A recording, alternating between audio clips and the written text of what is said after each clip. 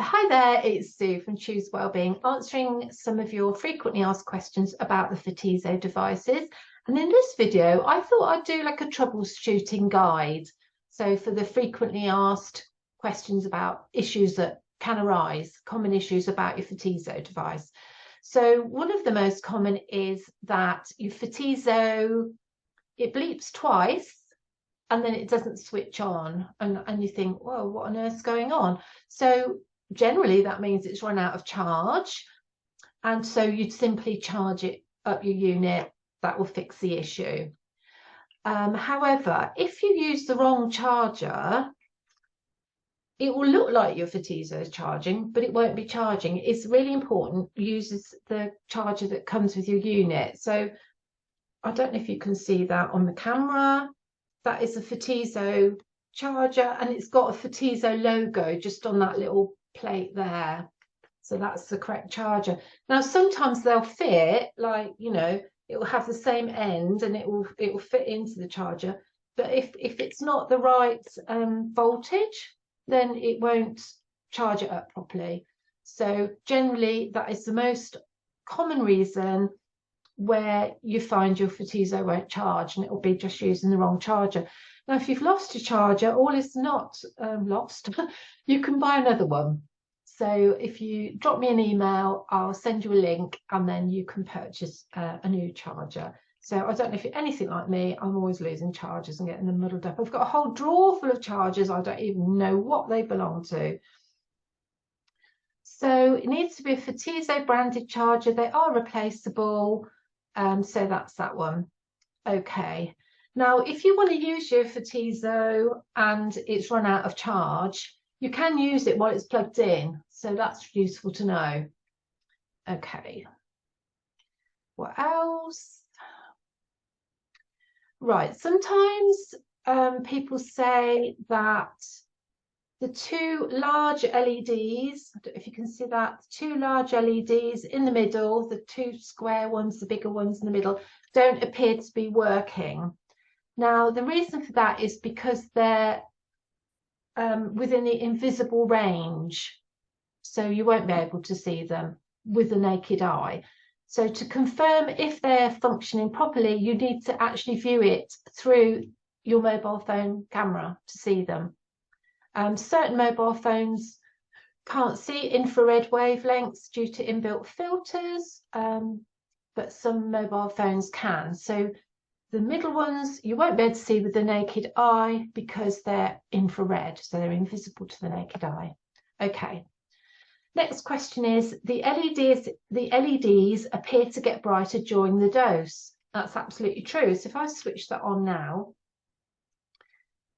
okay, so now it's just, it started off, but in a second or two, you'll notice that the light will get brighter. There you go. I don't know if you could pick that up on the camera.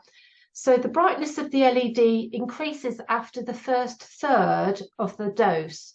So on the pain relief, it's got a 41-second dose. After the first third, it gets brighter. And that's when the dose changes from pulsed light to continuous light. It's perfectly normal. There's nothing wrong with your machine. That's what it's meant to do. Okay. Right. So another query we get sometimes is it gets warm after continuous use. Now, because it's got LEDs do get warm. And so if I was to use this repetitively in one treatment session, so I'm doing a dose and then that finishes, then another dose, that finishes and another dose. By the time I've done 10, 15 of those, it will start to get warm, and the warmth doesn't make any difference. In fact, it feels really pleasant. But on some parts of your body, like if you do it, I find if I do it on like the nape of my neck, I can feel it. It feels hotter than other parts of my body. So it's not going to do any harm. In fact, it feels quite nice to have that warmth. It's not going to make any change to the way it works. If it does get too hot, just give it a rest for a while, let it cool down. It's because it's LED lights, and that's how it is. Okay. I've spoken about the lens on another video, but I'll just mention that here. If this does get scratched, this lens, it just clips off and you can buy another lens cover. So if you need one, let me know and I'll send you the link to that. So that's that. Okay, right. Let's talk about sometimes when you've got a new Photizo device. This one here is a couple of years old now. I've had this one for quite some time.